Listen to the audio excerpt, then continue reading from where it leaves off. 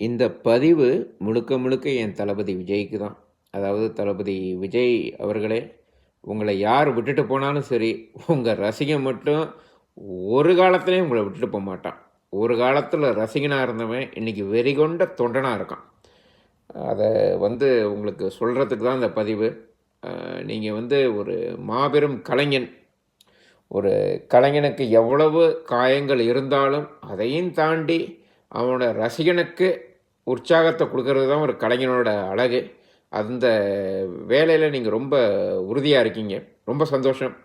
உங்களுக்குள்ள அவ்வளவு காயம் இருந்தாலும், இந்த ரசிகனுக்காக நீங்க இன்னும் இந்த அரசியல்ல ஈடுபட்டுட்டு இருக்கீங்கிறது எனக்கு ரொம்ப சந்தோஷம் தளபதி விஜய் அவர்களே.